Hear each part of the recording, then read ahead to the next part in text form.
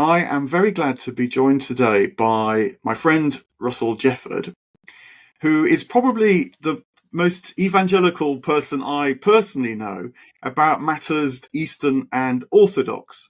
And so I wanted to talk with Russell about Christmas, the Incarnation, and how it's perceived, particularly in Orthodoxy, and the ways it differs from what's often presented in Latin Christianity. Because Russell, if I've perceived your enthusiasm right, you feel that this is really crucial. It actually remakes a whole lot of Christianity that can get, frankly, distorted in the West, and seem, perhaps very unpalatable, but also, really doesn't do many people a lot of good, even. Yes, I think certainly for me, what I found is connecting with the ancient East. So if I compare what I've been taught as a contemporary Western Christian with the ancient Eastern perspective, as today you get in Eastern Orthodoxy, but actually the roots of that go way back to the beginning. So they just have such a different perspective on a number of aspects. And I found it refreshing and inspiring, and just I'm happy to sit in the church again. Was toiling away for quite a while under certain assumptions. I think the last 1,000 years haven't been kind to the West in terms of Christianity. We've kind of veered off down a particular track, down a certain rabbit hole, and the East hasn't done that, but it's always had a different perspective. So I think for me, what's really useful and helpful has been to reconnect personally with the East, and to hear the kind of voices and noises they're talking about, which are sort of parallel and contemporary, but actually I find very refreshing and actually much more positive. I have been into very Baroque Roman Catholic churches with you, where you've literally run out at the image that you can see there. But let's start with the imagery of the East that you might see in a Christmas icon, an icon of the Nativity. And maybe that's a way of starting to unpick the differences, because if you ever look at an icon of the birth of Christ, you see some things that look familiar. You see Mary, you see the baby, you see shepherds, you see Joseph, but immediately some things start to look rather different. And perhaps the most obvious detail is that Jesus is depicted being born in a cave, not in a stable. Now, I'm not actually sure whether even the Bible says Jesus was born in a stable. Now I say that, but nonetheless, I think the Bible doesn't quite say a cave. So, where does that come from, and what's that about as a starting point? Yes, I don't think there's a stable mentioned. A manger is mentioned, but not a stable. But it's one of those things that I love about Orthodoxy, actually Eastern Orthodoxy with a capital O. So the Eastern churches, is that they're not kind of afraid or ashamed to look to the later tradition for inspiration. So they don't kind of just say, well, it's in the Bible and it must be in the Old Testament or New Testament, otherwise we don't consider it. But they're kind of unapologetic about saying, well, there's a tradition that continues after. So they'll look at texts written by early Christian figures after kind of 100 AD, which is roughly where you'd put the end point of the New Testament. So Matthew, Mark, Luke, John, the letters of Paul, all of those kind of finish wrapped up by about 100 AD. But then, of course, there's a living tradition of people who are living, breathing Christians trying to do the whole God thing. And their reasonings and what they wrestle with and how they imagine things come out in the text they write. So those texts aren't the canonical New Testament or part of what we call the Bible now, but there's a smooth kind of continuation. So I guess that's actually one of the things that I'd picked up on, I think, is that for me it feels like the not just the East actually, but both East and West, that rather than a very hard defined end to the holy writings, the scriptures end at 100 AD with the closing of the canon, but you have this kind of you have apocryphal texts or texts that just didn't make it into the canon, but are still really important.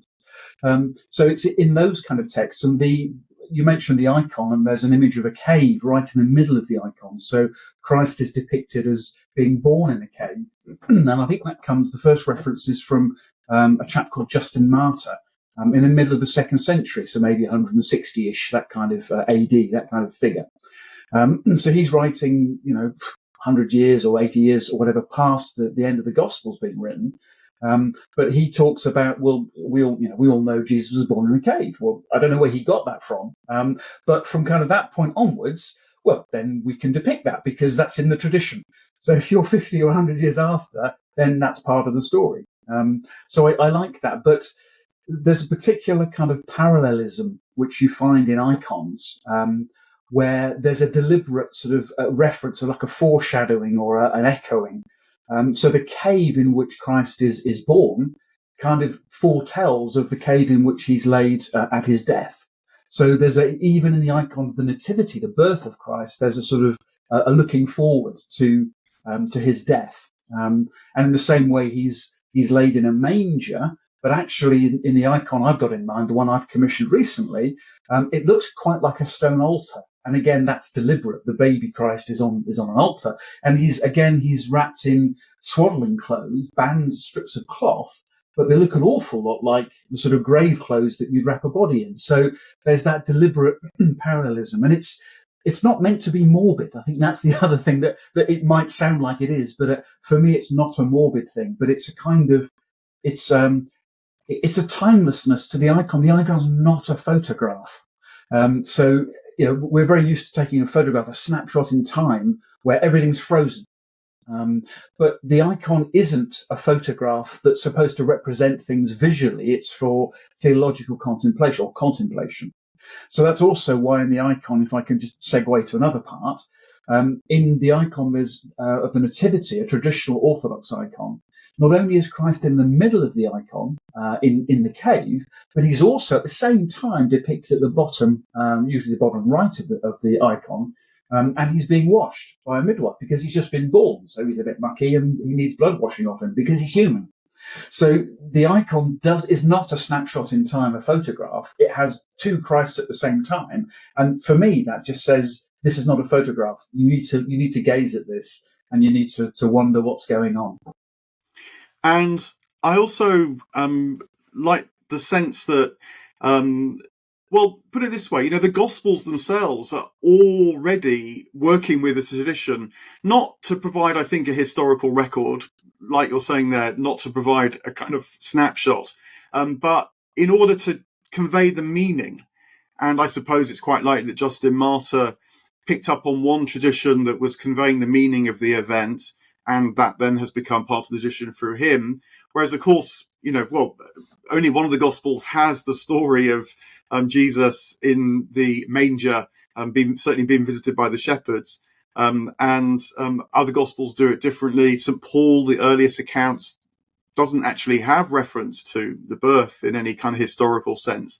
So I think it also points to a different consciousness that it's worth bearing in mind, that saw the literal meaning of events not as the historical surface picture-like meaning of events, but as the inner significance, what was actually going on in this momentous point in history, the depth, as it were, rather than the surface. And so, icons aren't, as you're saying, sort of playing fast and loose with things to suit someone else's agenda, but are precisely trying to get to the heart of the matter. Just another thought with caves, because much like you're saying, the tradition reveals the truth rather than getting right what happened at one moment in history. The Orthodox tradition also would have drawn on pre-Christian understandings and insights in order to make sense of what had happened with Christ. And I'm just wondering about caves and Plato in particular. Would there have been a sense that, much as, say, Plato in the Republic talks about the descent as much as the ascent, so the dialogue famously opens with the lines, as I was going down to Piraeus, and then also has the famous analogy of the cave, where the Socratic figure both comes out of the cave, but then also returns to the cave to bring the news of the light outside to his former fellow prisoners.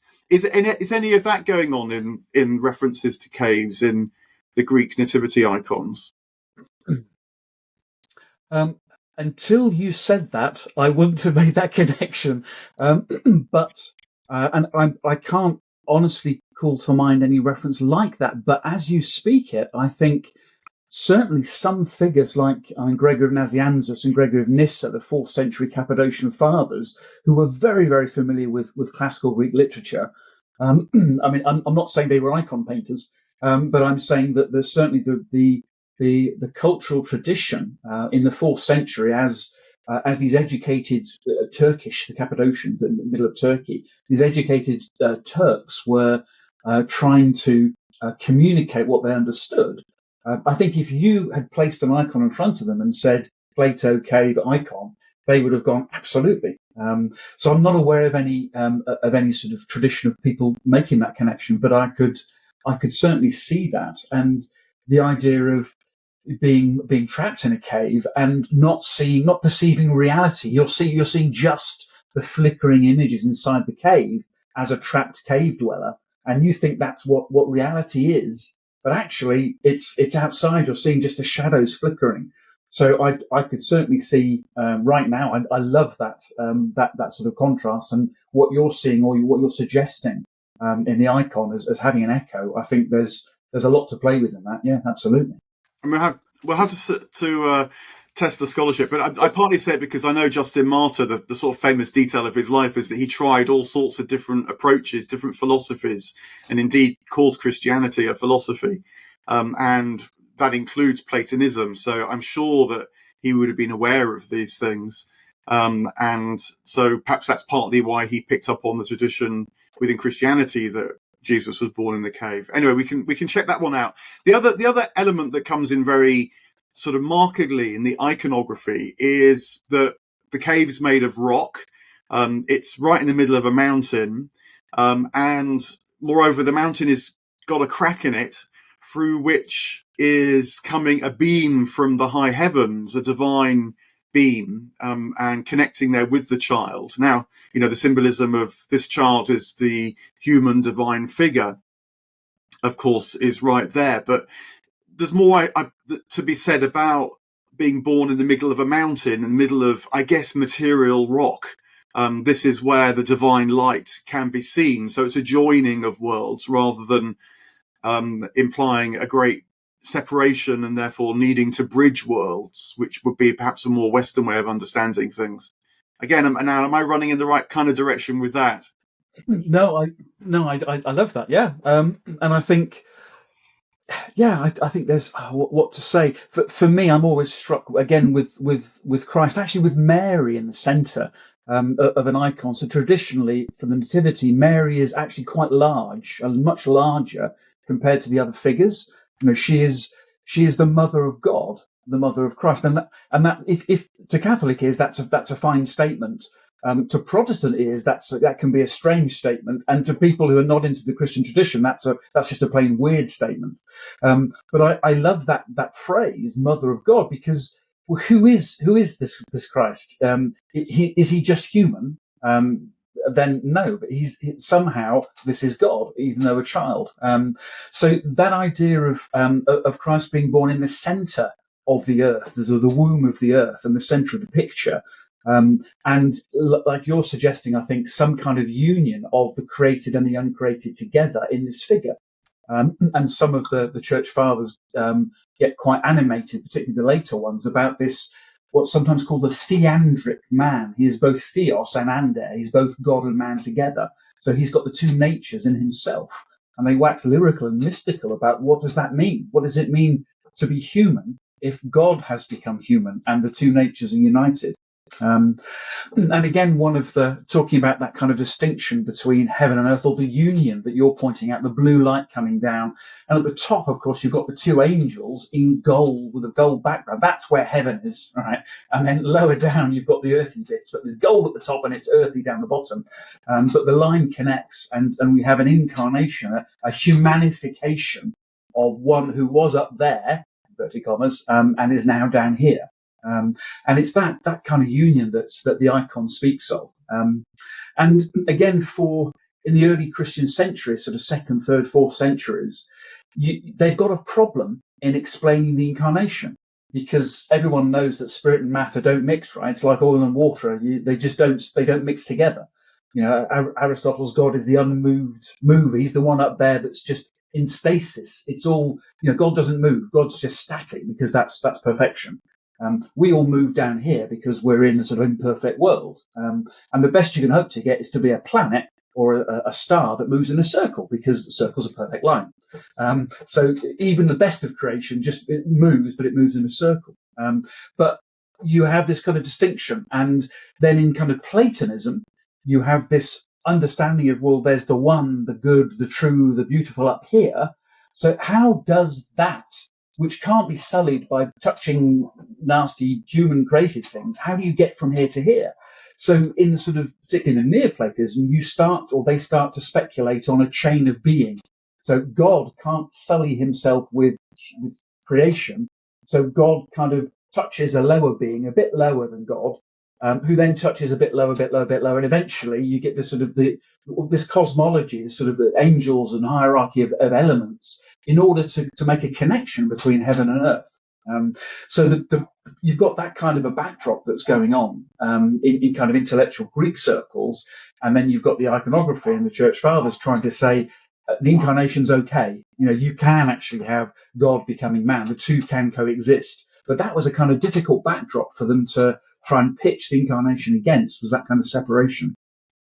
Yeah, I don't know if that says. Yeah, I mean, that makes sense. I mean, I like to think that the seeds of that are actually in Plato himself, because, for example, in what's often referred to as the ascent of Diotima in the Plato Symposium, where Socrates describes how this priestess Diotima talked about how love can propel us towards that which is ultimately beautiful. It's sometimes talked about as if it was a ladder of love or a kind of rising, but actually that language isn't in Plato at all at that point. But so rather, I think it's about seeing what's right in front of you, but in depth, in its truest form. And so I like this sense that I'm sure that the notion of the incarnation in Christianity sort of popularizes that by the use of myth and story and portraying these things in imagery. And that's a great step forward. But, I like to think that they were at least felt as much that they were working out what had been intimated before, rather than, as it were, coming up with something entirely new. Because if you have that, then you also have the problem as to, what was God doing before? And, perhaps as we'll come onto later, I think another difference between East and West is that the incarnation is part of the always manifesting sense of God, rather than God kind of coming to the rescue and fixing something in creation that's gone horribly wrong. I mean, maybe I should just ask you whether that fits your understanding as well. I mean, it's sometimes this question is asked rather abstractly as, would the incarnation have happened if the fall hadn't happened? So if, as is portrayed in the story of Adam and Eve hadn't, as it were, reached after the knowledge of good and evil before they were capable of really assimilating that knowledge, would the incarnation have happened? And I think that the sort of orthodox answer is, well, yes, it would have happened, because it was always going to be a manifestation of God's presence in creation, rather than a story that tried to remedy somehow God's falling away from creation. Because how could that happen? Because if that happened, then creation itself would just drop out of existence. Does that resonate with your sense of things too? Yeah, I'm very wary to speak on behalf of the Orthodox, not being Orthodox myself. That feels a little bit too hypothetical for my reading of the Fathers, and I don't think any of them speculate on that. No, they deal with for them what the reality is of human nature and the fact that it needs fixing. So I don't think they I'm not aware of any that go down that route. But picking up on what you said just previously, certainly there are figures like Clement of Alexandria, who was very pro. Again, he was like Justin Martyr. He'd been through the philosophical schools and was acquiring wisdom. He was a true philosopher, phileo, love of, wisdom, Sophia. So he was looking for a way to be, a way to live. not for an academic philosophy, but actually for genuine wisdom in how to be. And he was very, very positive on, I guess, pre-Christian revelation. So for him, he said, well, I think maybe for the Greeks, they had philosophical schools, and that was their schoolmaster before Christ came. So the Greeks were gifted before the Incarnation. The Greeks were gifted with Plato and Socrates, and those people, that was their schoolmaster before Christ came along. And in the same way for the Jewish people, they had the law, and the law was how God sorted out the Jewish people before Christ came along. So it's that kind of Christocentric. Everything is sort of centers around Christ. So before that, how were people sorted out? How did God provide in a providential manner? And the answer for Clement was it depends whether you were Greek or Jewish. But either way, it didn't matter because God was already there getting you on the right road before Christ comes along. So certainly there are very positive, in the East, there are very positive strands of recognition and, I guess, fulfillment between what was coming before and the Christian tradition. So rather than that discontinuity that you were talking about, absolutely, in the Eastern Church, certainly I think there are many figures that are pro and they see a continuity and a fulfillment of, rather than well, it was that and you're all wrong, now it's this. Absolutely. Yeah. So we might return to these themes because there is the question of, if the Incarnation is such a seminal revelation, then what is the need for atonement, or at least where does that kind of fit into the whole story? But let's first of all consider some of the sayings of the fathers, as you're rightly impressing upon me to do, rather than filling in too many gaps myself. And you've got a number of phrases that I know in the Incarnation, in the icon you mentioned that you had commissioned. You've had built into the imagery. And so the first is one of St. Nazianzus. And this is from one of his orations, his sermons. And it is this, that he who is comes into being and the uncreated is created. So he who is comes into being and the uncreated is created. Now, these kind of statements are every word is kind of loaded. But do you want to unpack that one a bit to start with? Yeah, absolutely. And like you say, I having commissioned the icon and working with the iconographer, who was very much open to including some, I guess, an evolution of the tradition. So that instead of three wise men coming to see Christ, I have three of the early church fathers coming, and instead of bringing gold, frankincense, and myrrh, they bring a scroll of their own writing. So. And of course, these are phrases that personally have resonated with me. So, yeah, so that first one from St. Gregory of Nazianzus, who is one of the Cappadocian fathers in the 4th century. He's one of only 3 people that the Orthodox Church call theologians. So it's quite a tough job. You wouldn't want to get a university position in the Orthodox Church as a theologian, because there's only 3 of them. So there's St. John, as in the author of John's Gospel, he's a theologian. There's Gregory in the 4th century, and then there's St. Simeon, the new theologian. He's new because he was a few hundred years later. So what Gregory says, Gregory Nazianzus, is taken as really important because he's understood to have kind of had a glimpse into a bit more of the mystery. He's gone a bit deeper. He's seen things, he's understood things, and that's why he's a theologian. Not because he's really clever, but because he's seen the depth. He's perceived what's in to a certain depth and height, I guess. So yeah, so I love that phrase. He who is comes into being, and which again, if you don't know the backdrop, it's quite a strange state. What do you mean, he who is? But it's a really clear statement of reality. Things are in one of two categories. You either is, and you have always been is, and you don't stop being is, and you will never stop being is. You just is. Or there's everything else. And of course, the stuff that is, or not stuff, but what is God. So God always is. And in the icon, he who is comes into being.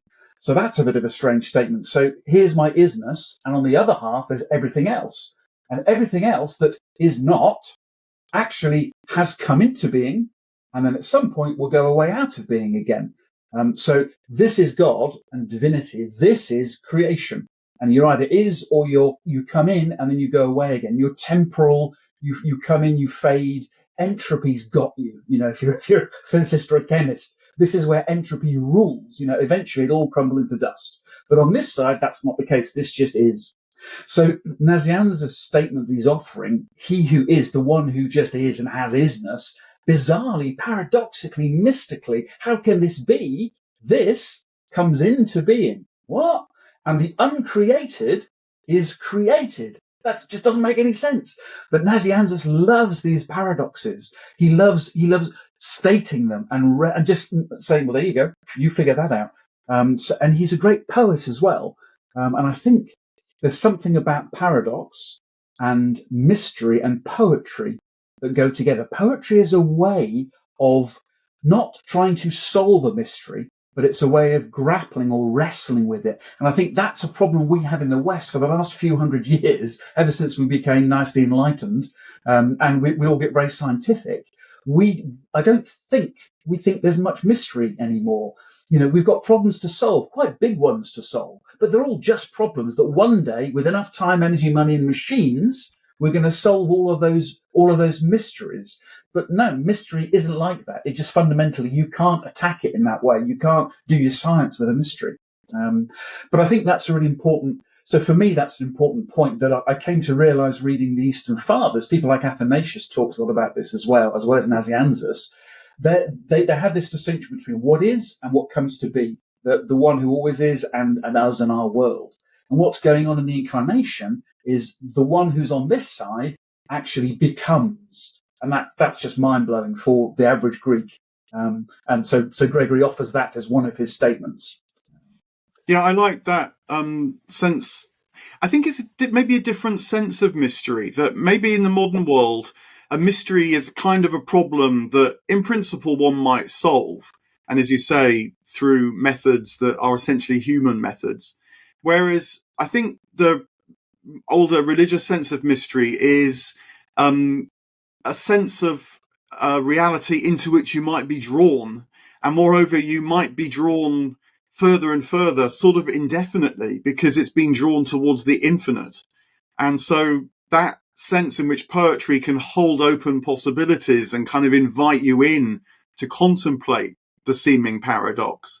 That's why the paradox is sort of held, because the minute the paradox resolves is the minute the mystery stops being an infinite mystery and becomes, as it were, one on your checklist that you can tick off. And yeah, so hence, playing with these ideas of the created and the uncreated. The second phrase which you have on your icon is Irenaeus's phrase. And again, I'll read this and maybe it takes things a little further. Irenaeus says in his treatise against heresies, he sanctified every age by the resemblance we have with him. He sanctified every age by the resemblance we have with him. So how does that take things on a step further? Yeah. And again, this is, for me, this is important as a Western Christian for whom I've been told there is one way that salvation works. Salvation says there's a problem with being human. There's a problem with Russell. It needs addressing, and somehow Christ addresses that. So that kind of, in fancy terms, soteriology, which actually has the kind of three elements. What is the problem with me? How does Christ address it? And into what are you saved? So from what, into what, and how? So they're the kind of three questions around salvation. And what I was kind of stuck with is that I was pitched a sort of classic Western view that says, well, it's all about the cross. Salvation is about the cross. And on the cross, there is an angry God the Father taking out his wrath on humanity, and Jesus gets it in the neck on our behalf. So he's a sacrifice, he's a substitution, and he's being punished for our faults. So in the West, for the last 1,000 years, that idea of what's called penal substitution as the mechanism for salvation is basically the only game in town. If you go to a Catholic or Protestant church, you'll usually hear that is the way it is, and that's the only way it is. Whereas when you encounter Irenaeus with his phrase, and you start to read a bit of what he says and what Athanasius says and the other Eastern fathers, you get quite a different view. And I've come to realise there's a multitude of models of salvation or redemption. How are we put right? What is the problem and how is it put right? And so for me, Irenaeus is a classical expositor of something called the recapitulation theory of atonement or salvation. So for Irenaeus, what's important? What is salvific? What part of Christ is salvific? It must be the cross, right? No. So for Irenaeus, there is something salvific about the birth of God in Christ. So in that birth, he sanctifies childbirth. So actually, the act of giving birth is hallowed because God has been given birth to. And then he's a small child, a baby. And then being a baby is hallowed because Christ has indwelt that stage. And then he's a toddler, and then he's a young boy, and then he's an adolescent, then he's a young man. And by actually being and living as a human, he is sanctifying from inside. He gives grace he hallows what it is to be all of those stages of humanity. So hence that phrase, he sanctified every age, every human age, by the resemblance we have with him. He is truly human. He's truly God, and he's become truly human. And it's in his humanification that actually salvation is working out. Now, yes, that also includes his death. So he sanctifies death by dying as well. And he's also victorious over death. So rather than looking at the cross and thinking that's God taking his punishment, God the Father punishing the Son in my place, instead, this is a victory. So the Eastern Church is much keen on the idea or of one of the strands that you find, which is the cross as victory over death. So this isn't Christ necessarily being a victim, but he's actually killing death. He meets death on the cross and he kills it. He vanquishes it. He meets it face to face. And Athanasius is like a wrestler on the cross. So for me, the Irenaean phrase actually speaks loudly of another way of seeing salvation, which is not to do with what I would call crucifixation, which I think has happened to the Western Church for the last 1,000 years. There are other models of atonement are possible, but I think in the West we've really got het up and solely focused on it's just a cross, and it's actually not just a cross, but it's just a cross in a punishing way. And I think that sets up some very awkward thoughts and conversations psychologically about, or theopsychologically. So if that's your theology, what is it doing for you psychologically? And I think those two things are really important to hold together. So Irenaeus, for me, is offering another way of seeing how salvation works. I'm not saying he is not into substitution. I'm not saying he's not into punishment and wrath, but he's very much into another way. And it's complementary. And no one ever told me that when I sat in a Western church in the pews on a Sunday. No, I think I'm right in saying that substitution doesn't really come in until around the first millennium, actually, with figures like Anselm. And even then, Cancel. I think it's supposed to elicit devotion rather than the idea of a punishing God that won't be satisfied without blood. And because the other often common mistake I think that's made in terms of reading Paul when it comes to atonement theories is the notion of ransom. And I understand that the word for ransom in the New Testament actually is the manumission fee that someone might pay to become free from being a slave. So it's sort of quite a formal kind of exchange almost in order to be liberated. But of course, it gets theologized into somehow, God needs satisfaction for sin or something like that. Yeah. I mean, to be fair to church, certainly in the West, and I think in the East, there's no one theory of atonement has ever been declared the one way that you must have. I mean, in some Protestant churches, say Calvinistic churches and so on, that's not the case. And I suspect that in Western Protestant countries, that's why substitution, and particularly penal substitution, has become so dominant. But as you're saying, it is very refreshing to know that, again, the mystery of this making right, this humanization of life, the sanctification. Why wouldn't you need, in a way, a number of different approaches in order to flesh out what's going on? Because then you capture, the richness, both of the predicament we find ourselves in this fallen state, and of course, also in the reality of death and what on earth to make of that, whilst you're saying creation is good. So that sort of richness, I guess, is part of the appeal as well. Just to say a little bit more about, where the cross then fits in. Could you say that the incarnation and the crucifixion and the resurrection then are seen as part and parcel of one act or moment, one revelation, rather than, as it were, the incarnation sort of needing to happen in order that the main event, the crucifixion, can happen? That somehow in the birth and the death and the resurrection are seen different facets of the one Christ. Yes, absolutely, and I think that's one of my key takeaway points is that, and I think theologians would refer to it as the economy of salvation, which to a non-theologian is a very strange term. But economy is the two Greek words, oikos meaning house and nomos meaning law or rule.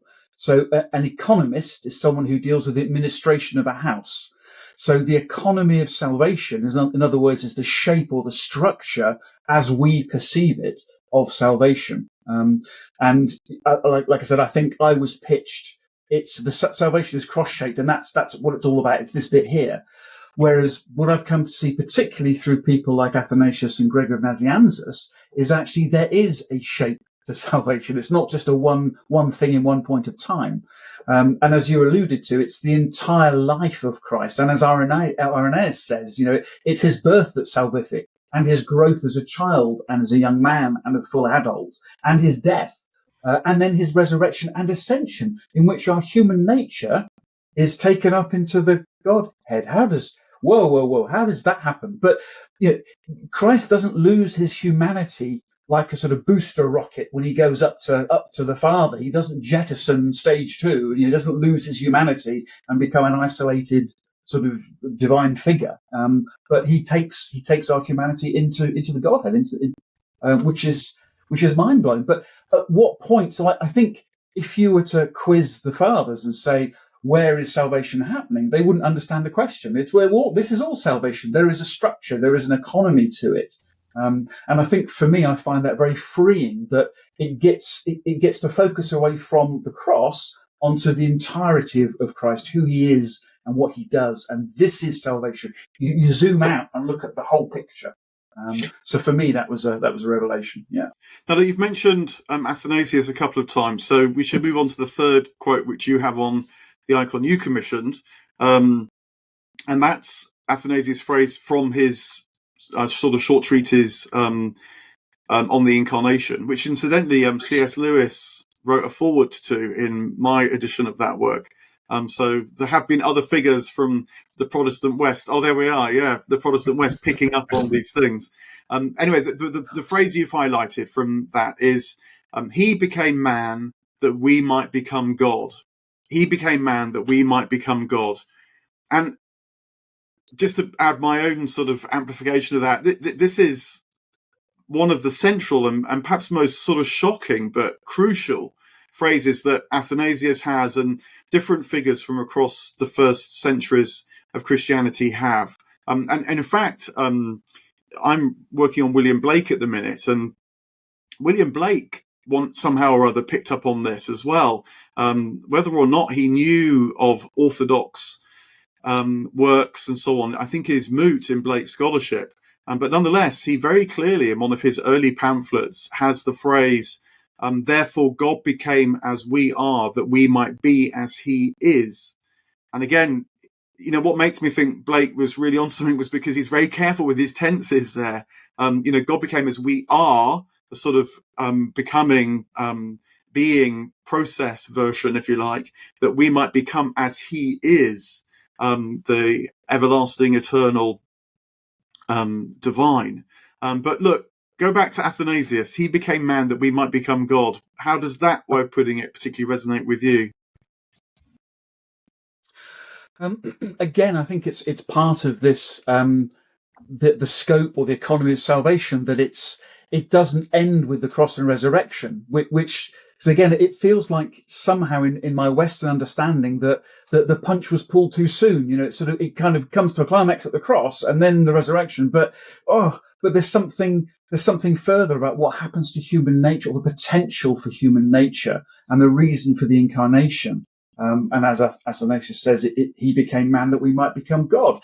And that he became man bit in the Greek, he was anthropified, effectively. He was, so anthropos, to be a human being. So he was anthropified in order that we might be made God. Now, he doesn't mean we become a fourth, fifth, sixth, 1,000th person of the Trinity. That's not what he's talking about.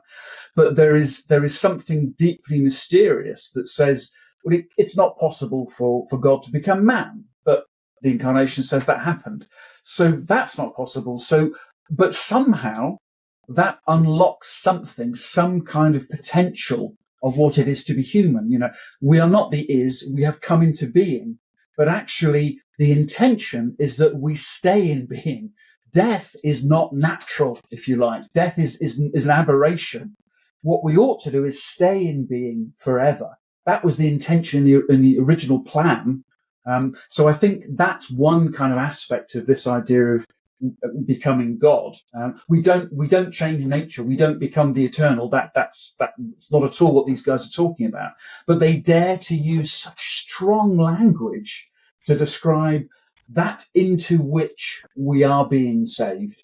So again, I think for me as a Westerner, there's a lot about the problem we're being saved from and how Christ saves it on the cross. So that's the first two parts of salvationology. But I'm not necessarily hearing an awful lot, or haven't heard an awful lot, about what we're saved into. And I think, so for me, this idea of he became man that we might become God speaks of, not logically, but theologically, of potential, of the potential of created humanity at its highest, is given this title. And again, it's treated very carefully, but it speaks of the creative, or the destination of created humanity through the work of Christ, through the personal work of Christ. And it's understood in terms of union, for example. And you can find these kind of passages in the New Testament. So 2 Peter 1:14, look at my notes. So there it says that you may become sharers of God's nature, or partakers in the divine nature. So there is a hint, there is an allusion to this kind of concept already in the New Testament. And Paul uses lots of expressions to refer to sort of participatory union. So you're in Christ and with Christ, Christ in us, sons of God.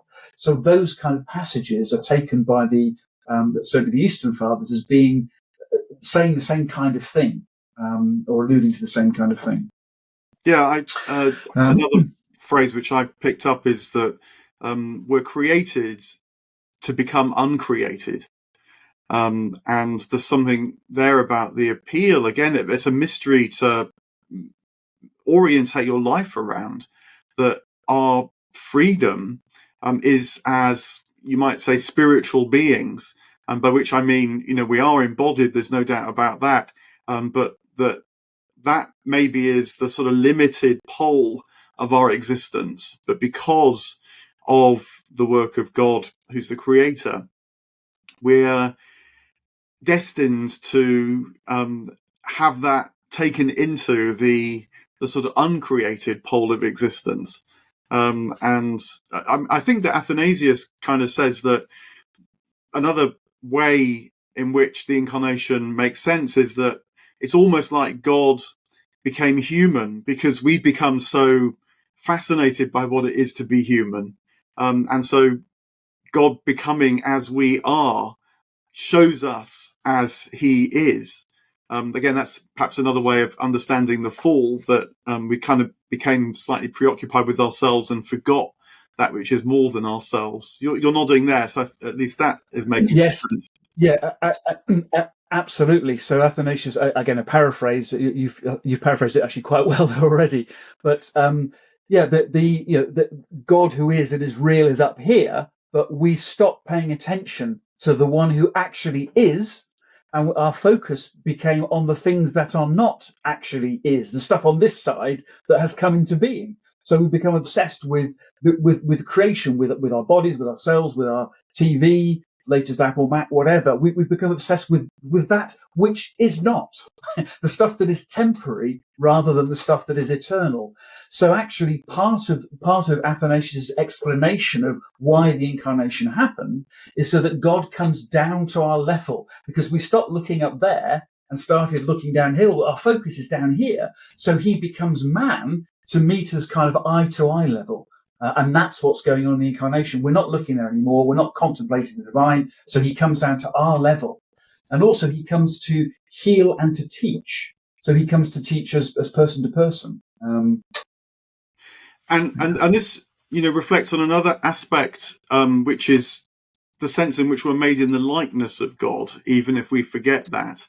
And sometimes this is expressed in terms of our rational nature, and then people get upset about that because reason nowadays means something rather narrow and constrained, sort of logical, of the head. But this word rational refers back to this massive Greek word logos, and that's much more about the unfolding of all things. If Christ is the logos, Christ is that which is the dynamic in creation, the divine dynamic in creation. And so you could, I think, gloss it as that we're made, what it means when it says that human beings are made in the image of God. It's that we are a reflection and a participation of this unfolding, but moreover can become conscious of that. That maybe is what differs us from other animals, is that we can get together, even online, and talk about it and become aware of the mystery consciously, not just by being part of the mystery in an enacted living sense, as no doubt all of creation is. So that's I think it is, when you're asking the question, so how can it be that we might become as he is? Part of what helps to unpack that a little further is this notion of what it is to be made in the image of God. That's a biblical idea, of course. Absolutely. And going back to your idea of logos there for a minute. So he is the logos. We are logikoi. We're little baby mini logoses in the Greek. So I love that kind of. So we're images of the image. He's the image. We are images of. So we're kind of copies of. And again, for Athanasius, the part of the motivation for the incarnation was the restoration of our image likeness, because that had been tarnished in the fall.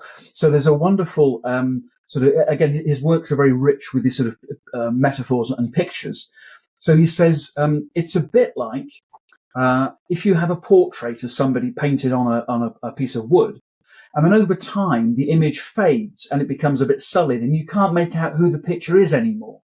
So if that happens, you need to get the person who you painted the picture of, the original person, to come again and sit, so the portrait can be made afresh on that piece of wood. He said you don't throw the material away because it's precious, because it contains that image. So you don't throw it away and make a new picture. You restore, you renew the image that was on the piece of wood. Obviously that's their canvas, but you restore that. And that's what was going on in the incarnation. The one who is the image of God comes to sit again to re-imprint that kind of image of God in our human nature, in his single human nature, but actually he renews it for all of human nature. So image likeness, really important. And again, part of that I think it's part of the root of this idea of deification, But actually, if you polished up that image likeness as the best it could be, what would you have? What would that look like? So that's a very lovely image. And since we began with an image, maybe that's a place to begin to wrap up, at least for now. Is there anything that you just wanted to add that you feel is important to given what we've said? No doubt there's a lot more that could be said, can be said, but are there any just loose ends which you feel might be worth touching on to sort of bring to some kind of completion this conversation right now? I think just to echo back what we've touched on a few times, the sort of the scope of salvation. I think that's, there's always this idea, having worked in IT for 20 years and in startup companies, you get the founders very earnestly tell you to practice your elevator pitch, which is basically if you're trapped in an elevator going up 10 floors, you need to work out what you can tell somebody about what your job is or what the company does. And I think probably my elevator pitch is around what the Eastern Fathers tell me is the idea of broadening out the scope of salvation. It's not just the cross, and it's certainly not just the cross as penal substitution or understood in that way, but there are many different metaphors. And actually there's a holistic quality to salvation that maybe begins with the Incarnation, but then it includes the life, the growth, the human growth, the sanctification, the death, the resurrection, and the ascension. Again, this is all salvation. Where is it? It's total. It's the economy. And I think that's, so the having an icon of the Incarnation myself reminds me of that, that there's a scope to it and a shape, not just a single point in time. And I guess the theology of icons themselves would say they're a reflection of the Incarnation, that broad scope, because they are an image that is polished through the tradition, you might say, in order to try and convey the fullness of the image of God in humanity, the image of God in creation. And that's why, an icon is not just a sign, but is a symbol. It too shares in that with which it communicates. So that takes us right back to the start. And the value of these icons when contemplating the story, Christmas, the Incarnation, and particularly from the Western perspective where we're not so used to doing it in that way.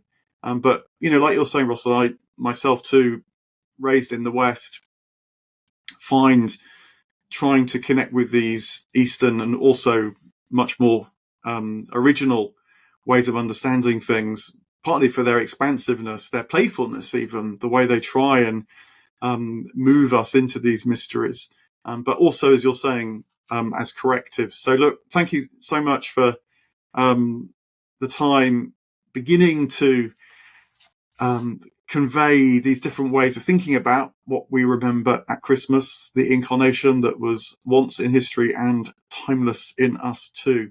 Russell, just tell us where we can find out more about your work. I know you've got a new website and also are teaching some classes. So where can people find out about that and what are you offering? Great. Thanks, Mark, for the opportunity to do a shameless plug. Yes, my recently set up website is called ordinarytheology.com. And I have two, just from my own academic background and personal experience, I've got two particularly vectors of what it is that drives my understanding and has inspired me. And one is the Eastern Fathers, as we've talked about, and the other one is the psychology of religion. But I've got some study days lined up in January and February at Ripon College, Cuddesdon, near Oxford. So there are, again, my elevator pitch, if you like. If I could only pick two of the fathers to tell you about and tell you how they've rocked my world, it would be St. Gregory of Nazianzus, the theologian. So there's a study day with him on Saturday, 20th of January. 2024, we should say. Yeah, 2024, for yes, those listening on demand. So on the topic for him is Trinity and salvation, because I don't think, before I met Gregory and the other Eastern Fathers, I don't think I really was properly Trinitarian. So Gregory help me understand that, well, not understand, but help open my eyes to the Trinity, and also this idea of the economy of salvation. So that's where that comes from. So that's the 20th of January, 24. And then the second topic is St. Gregory of Nyssa, and he's on the 3rd of February, 2024. And the topic there is humanity and spirituality. So what I find in the Eastern Fathers, and particularly Gregory, is very much a more positive view of what it is to be human. So in the West, I think we have a big downer. We're not worthy to gather up the crumbs under your tables. It's a very negative view. Gregory of Nyssa, really bigging up on the image likeness that we touched upon, goes, well, what would happen if you could polish up that image likeness to its ultimate? What would that be? And he has a very dynamic spirituality, which you touched upon. So rather than it being a static, well, here's a conversion experience, it's like, no, God is infinite, and therefore the journey into God is infinite.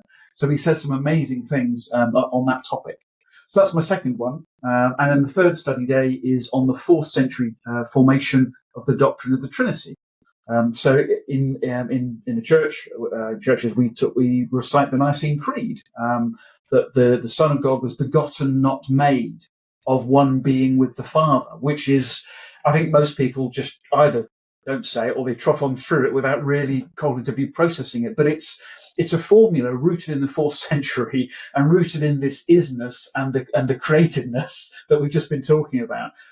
So in that, on that third study day, what I want to do is look at what was this bust up in the 4th century. There's a guy called Arius, they decided he was teaching the wrong stuff. And that led to the Nicene Creed and a whole century of debates in the church. So that study day is to look at what the causes were, what the issues were, what the conversations were, and how we ended up with the Trinity. Because you don't find the word Trinity in the Old Testament or New Testament. It was something it was an understanding the church came to, and chiefly in the 4th century. So there's a day to look at that. So all of these courses assume no prior knowledge, that you've had no study. They're for ordinary people who are trying to do a bit of theology. So if you're half interested in any of those topics, then it's pitched directly at you rather than at academics. So it's not academic theology, it's the stuff we've been talking about. It's ordinary theology for ordinary people. And of course, whenever you go back to the origins and ask the seemingly simple questions, it's when you get to the essence of the matter. So that is a reason to go on these days, even if you've read something about them before as well. Thanks very much indeed. Great. Thanks, Mark. Good to speak to you.